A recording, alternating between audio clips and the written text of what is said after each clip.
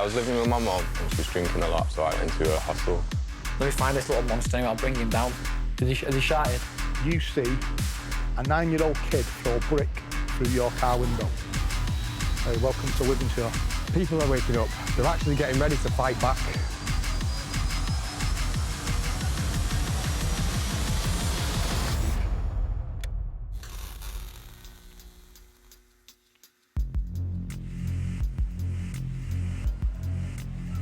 The sun is out and the buds are blooming in Manchester.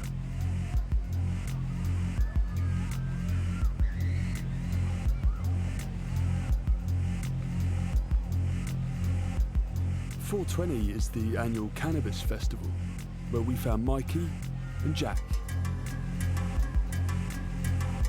Jack has been struggling to find a job that will pay the rent in his hostel. How have you been? What's going on? I've been all right. Ended up getting a job, just call centre. So that was all right. What's the money like? It's pretty shit, to be honest. Is it? Yeah.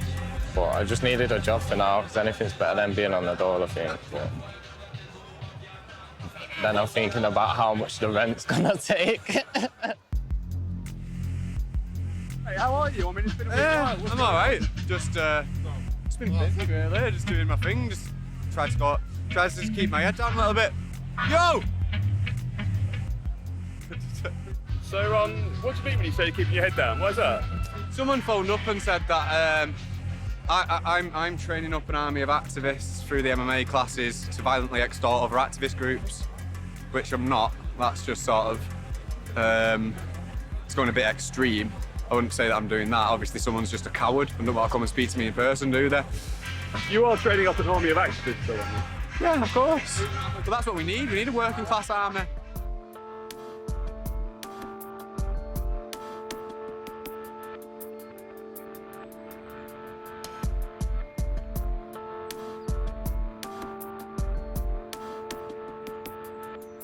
When people, when they grow up around here, they tend to stay in the neighbourhood. Yeah, well, they had a family that obviously lived across the road from school and they're still there. The cousin's in the same year as me. Speaking of the devil, that's him there. Kyle! Yeah, he'll be going to work.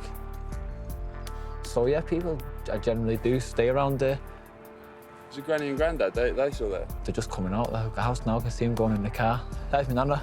Nana! I was hard of hearing. Come here, it's a big hug. My Nana and Granddad, they were one of the first Irish families who moved over.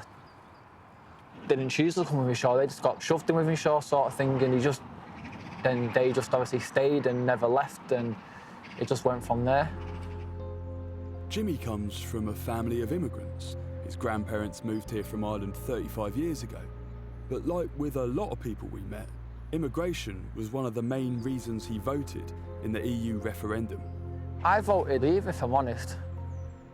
It's a small island, and I just think that when you're letting people in, it's just going to be too crowded. I remember reading people on Facebook who said, oh, if you vote to leave, you're a bigot and you've damaged your country and all that sort of stuff. I just think it's just a bit unfair. So don't put me in a bad light and where people start not wanting to follow us because they think I'm daft. Not everyone we met had views about immigration as measured as Jimmy. Did any of you like the Brexit and the referendum? Yeah. What, did you vote in the I referendum? voted out. Why? Thought it would change, but fuck all's happened. I thought they'd kick everyone out. I thought they'd do a fucking... More of them are flooding in. Donald Trump, if you're listening, get to it now. Come and sort this fucking mess out. Big up Donald Trump all day. No love. What did you think would happen after Brexit? The media said this will happen, fuck all's happened, everything's getting worse. So they're getting fucking worse, not no better. Even the fucking phone bill's going up 80p a month. Fucking robbing bastards.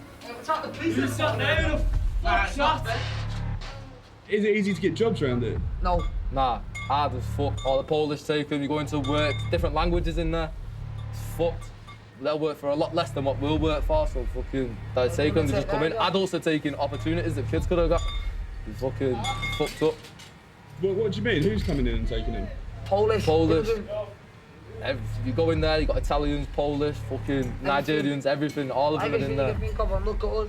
And what, you think they're taking the jobs? They are. They are. They're full on. They are. We've been into places and they just talk Polish around us. 2 Chinese and a Pakistanis. The fuck's the English now? They kicked them out. Remember that years back, they kicked them out of the tipper and they give it to the chinks. What the fuck are we meant to do? How do you feel about that? Not racist, but it fucking makes me feel sick. Why? Because it's a harder state. Not theirs.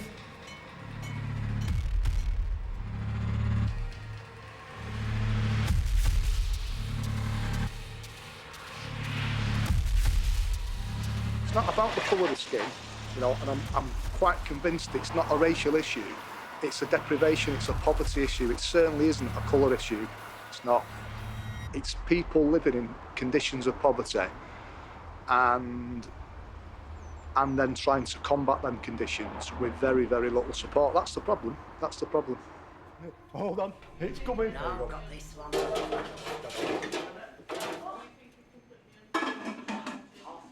I don't know what's spicy. No, I'm not having it. I'm giving it to Well, do you want to grab a plate for? Another one, please, so I can take it home. Okay. Every Friday afternoon, Greg puts on free chicken for anyone who comes through the door. He says demand is growing. I am conscious of the fact that there's people right now that can't buy a bag of toffees for the kids, and that's the reality of it. So if we can provide a couple of meals in a week, or maybe more, then that should release a little bit of cash where they can... Why shouldn't they treat the kids? Why shouldn't they treat the kids to something nice once in a while? I do it, but I'm not comfortable with the fact that there's certain people who can't do that. That's just appalling. No space. Just walk away. Can I have a bit of Richard then? Yeah, of course you can. There you go. He can have it, I can. Marilyn. Oh, don't film me, I've got no teeth in. My son. I'm going to take him a bit of chicken, yeah? Of course I am. Nice one. Thank you.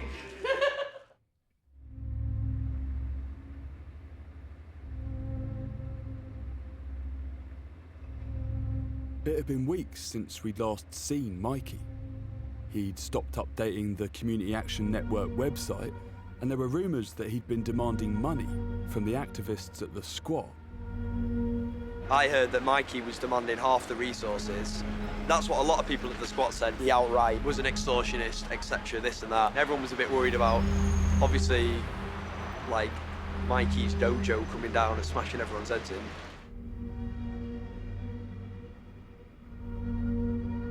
The police got called, and that was the last I heard of him.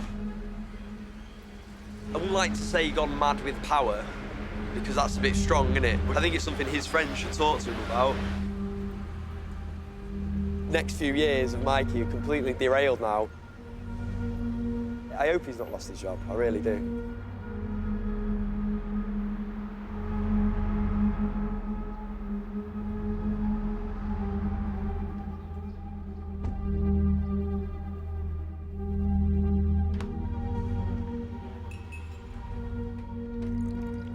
Some of the organisers said to me that you'd been around there demanding a cut of the donations that they were taking. I just wanted to make sure that that money was going to an organisation or a service that was actually going to give it to the homeless kids, and it was going to go to the homeless kid. It's not my fault they're a bunch of pussies and what I run to the police, is it?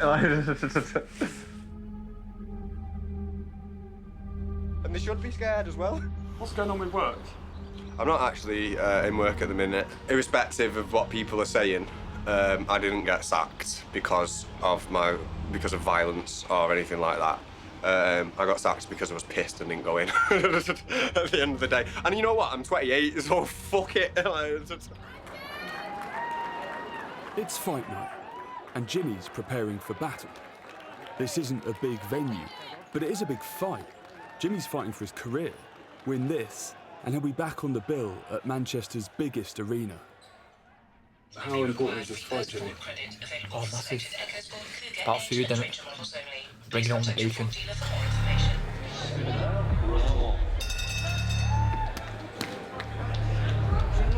I've put my life and soul into boxing.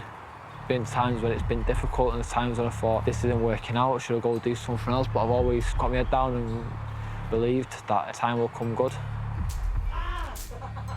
Well, we've definitely been demonised.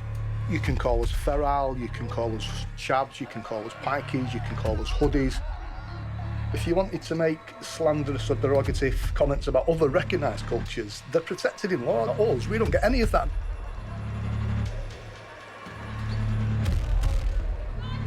You can go around slagging me off all they want. You're just a fucking bunch of cowards, none of them will say it to me face. They all look down when they see me.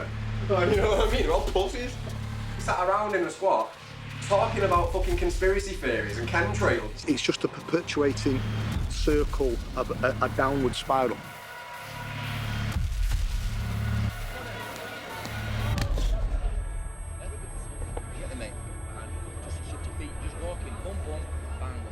I was really close to him, Mum, especially when she was ill. My dad had to work to keep the household up more hours than he probably wanted to, so I just had to look after her and make sure that she was okay. My mum was a big part of my boxing. She used to support me a lot. She always told me, just do your best, do whatever makes you happy, all that sort of stuff like a good parent tells you to do. She never seen me fight as a professional, so I always get a blade of grass and I just stick it in my wallet, and then when it's time to wrap up on fight night, I always stick it in my bandages so she's there in spirit.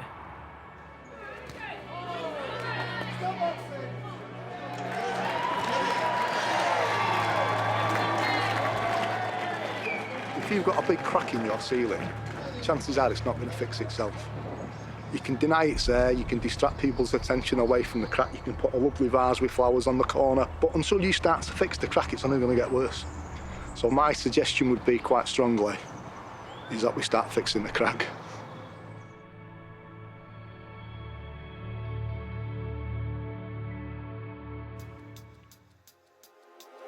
Something needs to be done before the little train was out of control. What's going on with your job? I quit after like 3 days. Unfortunately, Jordan's in the wind. I hope he's okay.